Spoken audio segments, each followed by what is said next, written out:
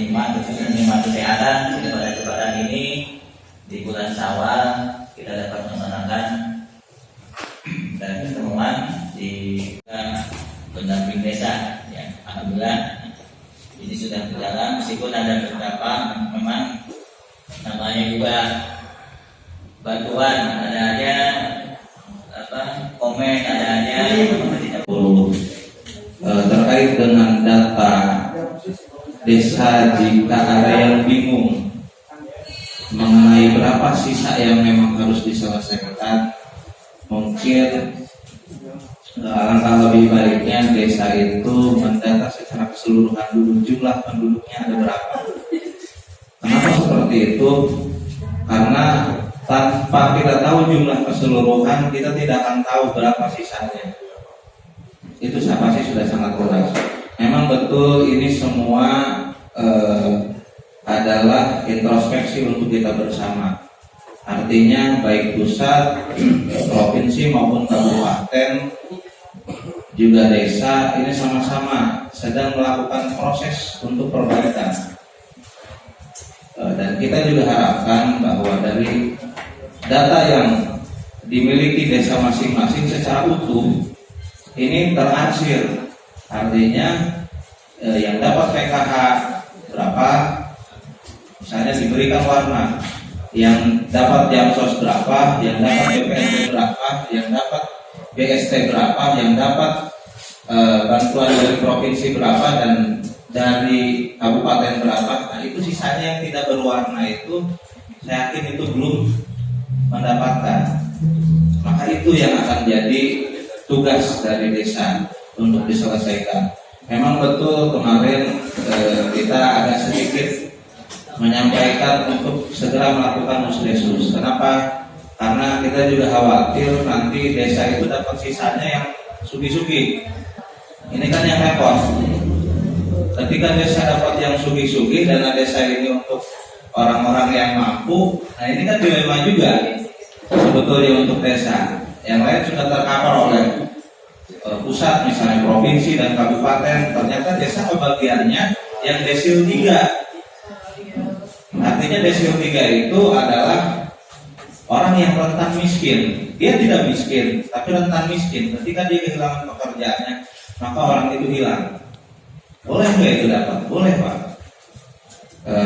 Termasuk ini sedikit sharing ya. Kebetulan saya juga dapat, Pak, BST dari provinsi, dan alhamdulillah kita serahkan kepada yang lebih berhak. Alhamdulillah. Kenapa seperti itu?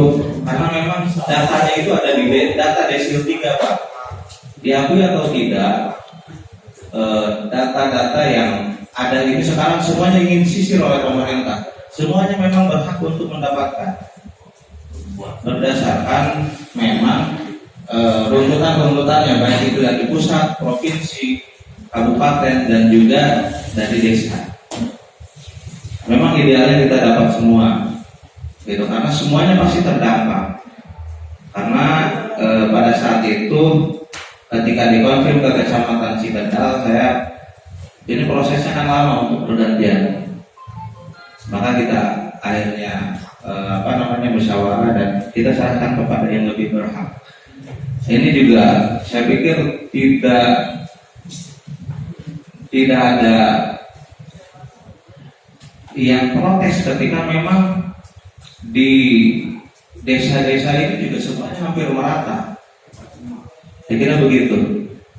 Artinya bahwa orang-orang yang ada di desa ini semuanya memiliki kapasitas untuk mendapatkan bantuan, baik itu dari pusat, provinsi maupun kabupaten dan juga desa. Maka ketika desa sekarang tidak mencoba untuk memperbaiki datanya secara keseluruhan, saya yakin ketika ini terjadi lagi akan sama, desa kesulitan dalam menentukan siapa yang akan mendapatkan. Tapi ketika desa memiliki data semuanya, siapa yang sudah dapat PKH, siapa yang belum sudah dapat BPNT, siapa yang sudah dapat Jamsos 1 misalnya, terus provinsi pusat, maka sisanya yang belum mendapatkan itu akan dengan mudah diperoleh. Artinya secara keseluruhan juga saya kemarin koordinasi juga dengan KPW dan juga beberapa pendamping dari pendamping sosial lainnya. Bahkan Kemensos juga menyatakan bahwa data yang kita peroleh ini juga datanya dapat dari daerah. Artinya semuanya pada posisi ini harus sama-sama saling memperbaiki. Kesalahan hari ini mungkin adalah kesalahan kita semua karena tidak melakukan updating di sebelum-sebelumnya. Karena di desa-desa juga kan ada namanya PSM kalau tidak salah ya. Itu pemutahiran sosial mandiri. Kalau nggak salah yang dapat tablet itu adalah petugasnya. Nah itu yang harusnya mengupdate setiap bulan data-data baik itu yang sugih mendadak atau misalnya tiba-tiba dia jatuh miskin dan lain sebagainya. Artinya pada hari ini ayo kita benahi bareng-bareng, kita renovasi bareng-bareng desa kita supaya desa tidak lagi masuk ke dalam persoalan-persoalan yang seperti di tetangga-tetangga kita. Jangan sampai seperti itu. Artinya masyarakat juga sampaikan data-data ini sudah kita sampaikan, misalnya ke kabupaten, ke provinsi. Adapun yang turun itu kan kebijakannya lain, Pak. Desa hanya bisa mengusulkan untuk ke kabupaten, misalnya untuk ke provinsi, untuk ke pusat.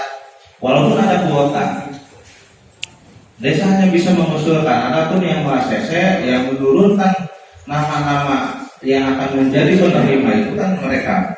Lain hal dengan dana desa, BLT desa.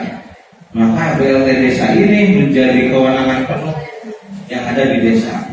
Maka yuk bareng-bareng kita benahi, sambil didata ulang. Artinya kalau desa ada 1000 kakak, maka desa harus punya secara utuh 1000 kakak itu datanya. Kenapa? Karena kalau tidak punya datanya secara utuh, bingung nanti sisanya berapa yang harus diselesaikan oleh desa. Atau misalnya ketika desa sudah melaksanakan penyaluran BLT dana desa dengan kuota 114 semisal, ternyata kabupaten masih ada, kan masih bisa sisanya kita sampaikan juga ke kabupaten dengan data yang memang real.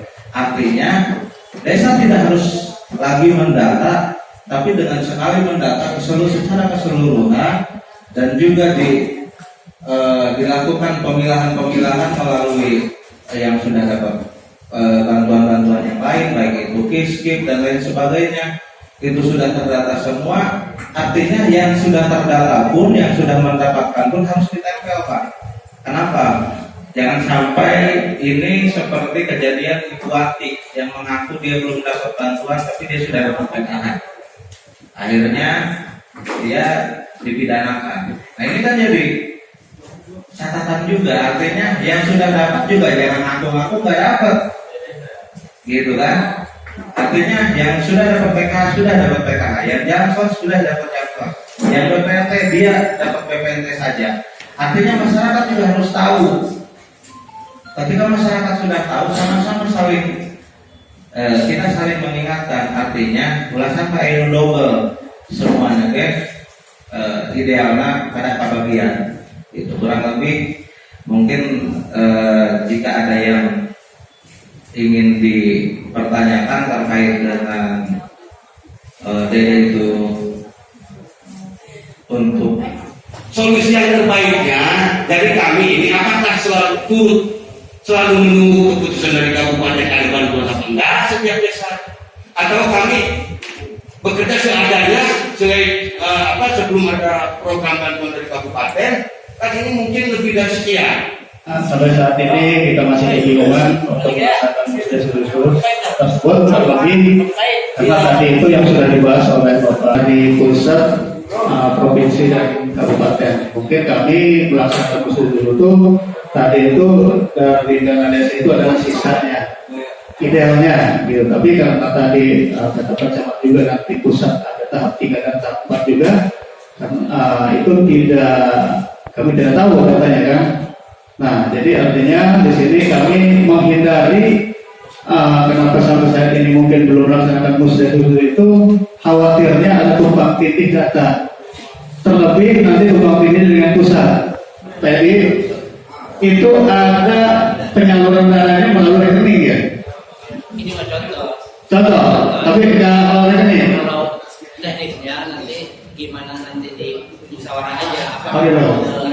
Tapi yang jelas tunai berarti ya. Ya. Nah itu karena kalau melalui rekening kita juga sedikit kerepotan lah pasti karena ini melibatkan orang desa dan pasti untuk segala macam lah terkait itu lebih kita ngurus data dan segala macamnya ya kasihan juga lah.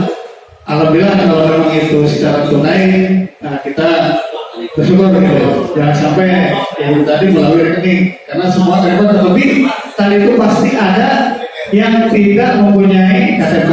Otomatis kalau rekening harus ada di KTP. Nah itu mungkin kendalanya. Mungkin itu saja. Assalamualaikum warahmatullahi wabarakatuh. Wilayah di desa artinya bahwa kita juga sebetulnya menyampaikan informasi terkait dengan aturan dan regulasi secara cepat itu bukan berarti memburu-buru, tapi karena memang dalam kondisi seperti ini perubahan-perubahan itu sudah bisa sangat terjadi. Artinya bahwa keterkaitan dengan kita awalnya pakai PMK 40, ketika sekarang ada PMK 50, karena memang belum ada kelanjutannya, belum ada turunannya baik terkait dengan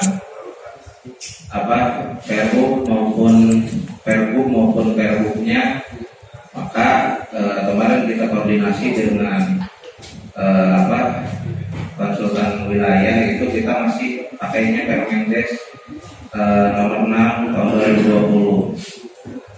Artinya masih tetap dengan yang awal, kecuali Pergub sudah ada mengatur terkait tentang PMK 50 Pak.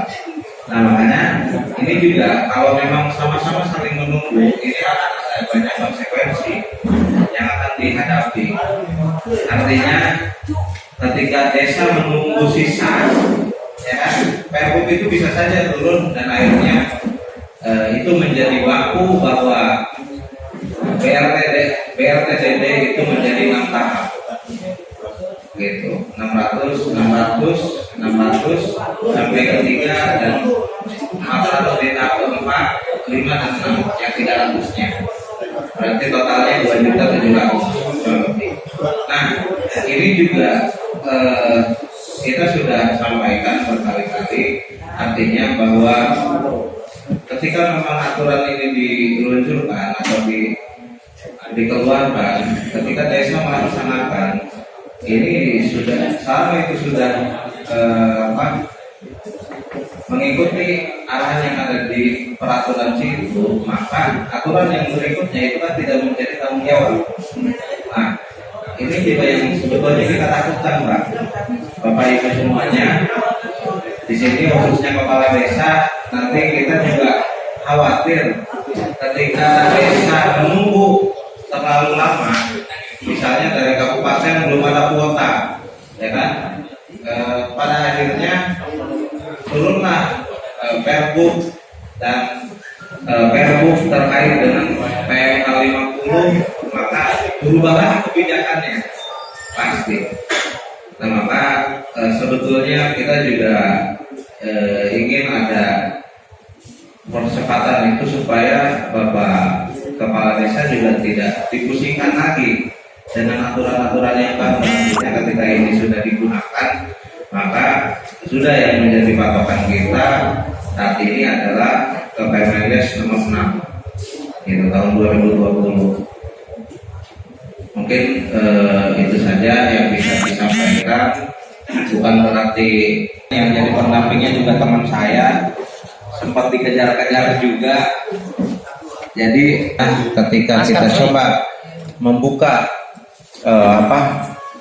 data terhadap yang sedang diajukan dan lain sebagainya, adapun misalnya memang itu tidak keluar dari provinsi, dari kabupaten, itu tadi namanya pengajuan memang kadang-kadang masyarakat juga hanya ingin ada yang diperjuangkan. Itu masih yang menjadi patokan adalah PRK 40. Artinya penyaluran BLT itu masih 3 kali. Kenapa demikian? Karena yang PMK 50 itu terus terang belum mendapat restu daripada Presiden. Maka untuk dari itu sambil menunggu keputusan dari Presiden, yang berjalan sekarang adalah yang PMK 40 yang masih berlaku. Karena ketika pembuatannya kan itu PMK itu hanya di lingkup Kementerian Keuangan saja, tidak melibatkan Kementerian Dalam Negeri, tidak melibatkan Kementerian Desa. Ketika dalam pelaksanaannya menutup semua lembaga kementerian. Nah itu masih intinya masih menunggu restu daripada Presiden. Nah kemudian terkait dengan kriteria punten, makanya sebentar. Terkait dengan kriteria tadi mungkin sudah dijelaskan juga di Pergub yang terbaru, yaitu di Pergub nomor 27 tahun 2020 tentang prioritas penggunaan dana desa yang bukan perubahan Pak. Nah itu bila kesulitan mencari kriteria, itu di Pergub itu diupdate kembali dan dimudahkan itu sih hanya 3 kriteria setelah melewati tahapan mereka sudah mereka bukan penerima PKH ya, dan sosial lainnya lah intinya termasuk kartu prakerja. Nah itu ada 3 kriteria.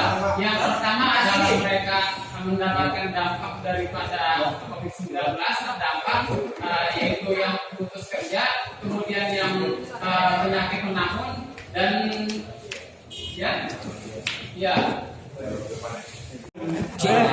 Korprop langsung ya mas. Mampu